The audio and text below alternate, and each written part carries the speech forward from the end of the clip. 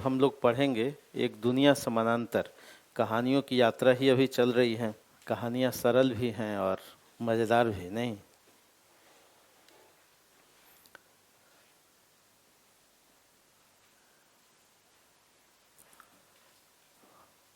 इसको कथा साहित्य कहते हैं। एक ऐसा साहित्य जिसमें स्टोरी है, इसलिए इसका नाम क्या है? कथा साहित्य है।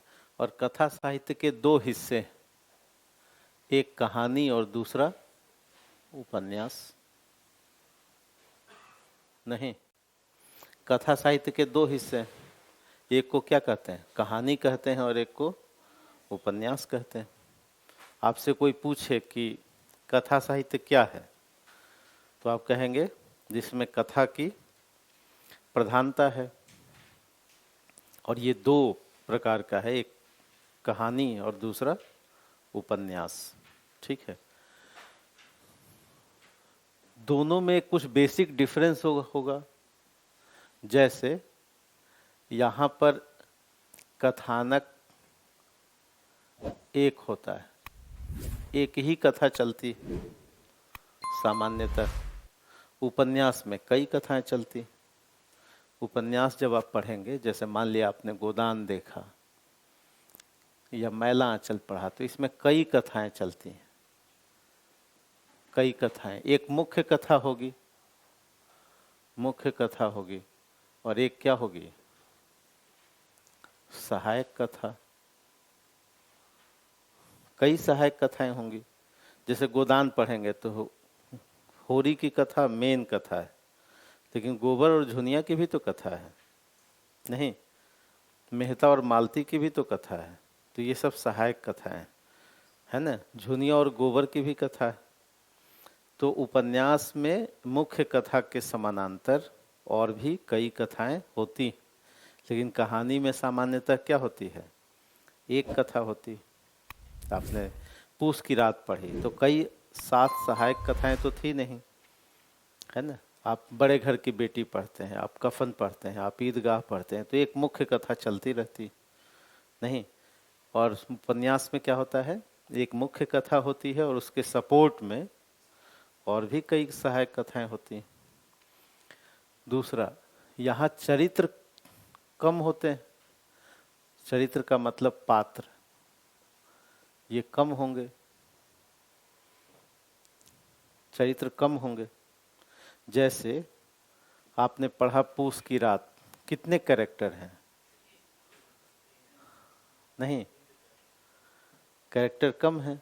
मूलतः कैरेक्टर कौन है? हल्कू है, मुन्नी है, सहना का तो कोई डायलॉग ही नहीं है ना, जबरा है।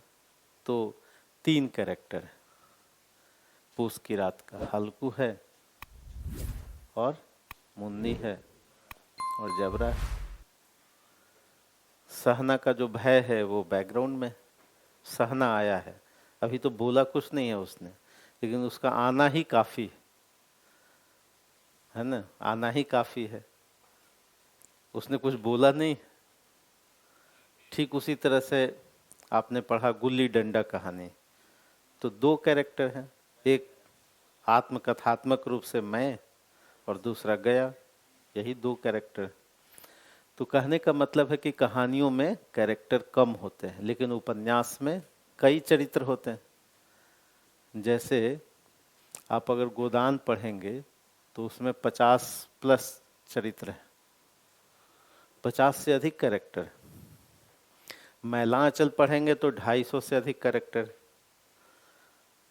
है। नहीं, मैलांचल अगर पढ़ें तो आपसे कोई पूछे कि जी कहानी और उपन्यास में अंतर क्या है, 250+ कैरेक्टर। आपसे कोई पूछ सकता है कि बताइए कहानी और उपन्यास में क्या अंतर है? नहीं, दोनों कथा साहित्य का, दोनों एक ही फैमिली के पार्ट हैं। नहीं, आप कह सकते हैं कि एक ही फैमिली के 2 बच्चे हैं, एक बच्चे का नाम क्या है? कहानी, और दूसरे बच्चे का नाम है उपन्यास, लेकिन दोनों में कुछ बेसिक डिफरेंस है। बेसिक डिफरेंस ये है कि कहानी एक होगी, मतलब कथानक एक होगा, और उपन्यास में कई कथाएं होंगी, सहायक कथाएं होंगी, कैरेक्टर यहाँ कम होगा, तो घटना भी कम होगी, घटना भी कम, यहाँ घटना अधिक होगी, घटना अधिक होगी, यहाँ घटना क्या होगी? अधिक, निश्चित रूप से, क्योंकि कई कथाएं हैं तो घटनाएं अधिक होंगी। चौथी बात, देश काल वातावरण का विस्तार कम होगा। देश काल वातावरण का विस्तार कम होगा। देश काल वातावरण का विस्तार यहाँ कम होगा। उपन्यास में क्या होगा? अधिक, यहाँ अधिक होगा। देश काल वातावरण का विस्तार यहाँ पर अधिक होगा, ज़्यादा व्यापक होगी। इसलिए आपसे सवाल पूछा जाता है कि गोदान जो है वो महाकाव्यात्मक उपलब्धि है और संपूर्ण हिंदुस्तान को व्यक्त करती है। संपूर्ण हिंदुस्तान, संपूर्ण भारत, कम से कम नॉर्थ इंडिया। नॉर्थ इंडिया तो है ही नहीं, लेकिन आप कहेंगे कि जी सदगति कहानी में संपूर्ण नॉर्थ इंडिया दिखाई देता है, ऐसा नहीं कहेंगे, लेकिन गोदान में कहेंगे। तो एक बड़े व्यापक फलक की रचना होती है उपन्यास। हाँ, महिला आंचल में पूरा आंचलिक ग्रामीण भारत। इसलिए महिला आंचल की भूमिका में रेणु ने क्या कहा कि मैंने एक छोटा सा हिस्सा लिया है मेरीगंज और उसको केंद्र में रखते हुए व्यापक, ध्यान उनका व्यापक, लेकिन वो कहते हैं कि नहीं जी, व्यापक को ध्यान में रखने के लिए आप सेंटर पे जाइए, एक बिंदु पे आइए, एक गांव पर आइए, उस गांव को देखते हुए संपूर्ण गांव की कल्पना कीजिए आप। ठीक। पांचवा, तीव्रता कहाँ होगी ज्यादा, कहानी में या उपन्यास में? कहानी में होगी। नहीं तो यहाँ पर तीव्रता अधिक होगी, क्योंकि कहानी जल्दी, घटनाएं जल्दी, तो यहाँ पर तीव्रता अधिक होगी। उपन्यास थोड़ी मंथर गति से चलेगा। नहीं, उपन्यास क्या है? मंथर गति है इसकी। मंथर गति मतलब धीमी चाल। उपन्यास की गति क्या होगी? धीमी, और ये तीव्र गति से हो जाएगी चीजें। समझ में आया? अब कहानियों में दो कहानी संग्रह आपके कोर्स में था, एक था प्रेम मंजूषा और दूसरा है एक दुनिया समानांतर।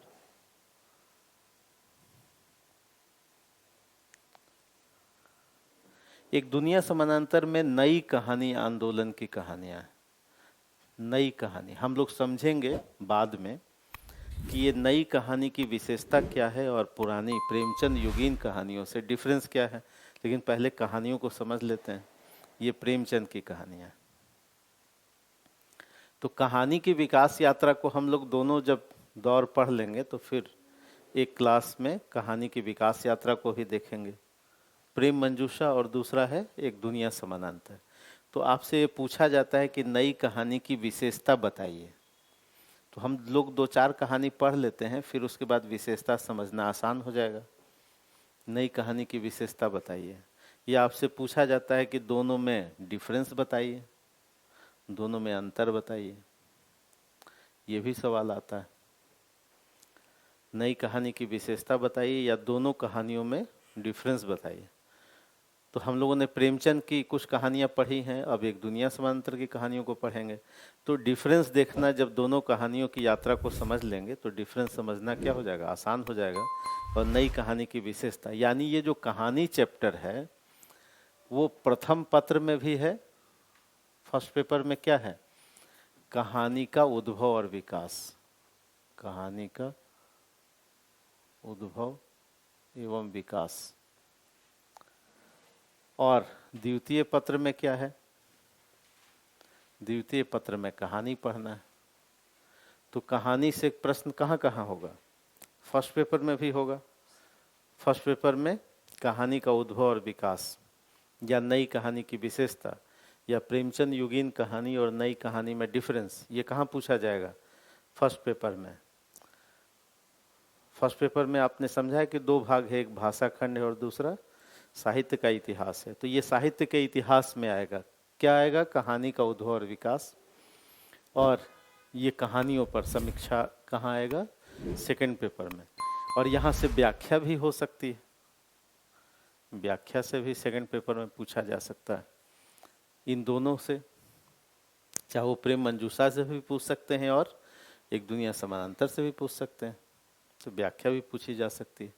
ठीक उसी तरह से उपन्यास का उद्भव और विकास कहाँ आएगा? पेपर फर्स्ट में। और 4 उपन्यास आपके कोर्स में है, तो वो कहाँ आएंगे? यानी यहाँ भी 2 भाग में है। एक प्रथम पत्र में उद्भव और विकास, ये पूछा जाएगा। और सेकंड पेपर में 4 उपन्यास, द्वितीय पत्र में 4 उपन्यास। तो हम लोग अभी चर्चा कर रहे हैं सेकंड पेपर में कहानियों की और उपन्यासों की। फिर हम लोग पढ़ लेंगे साथ साथ कहानी और उपन्यास जो फर्स्ट पेपर में है, यानी उद्भव और विकास। समझ में आ गया?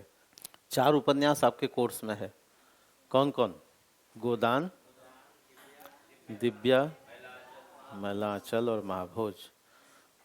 और संभावना यही है कि चारों उपन्यास आपने ले लिया होगा और एक आध तो पढ़ भी लिया होगा। नहीं, गोदान आपने पढ़ लिया है, चल रहा है गोदान।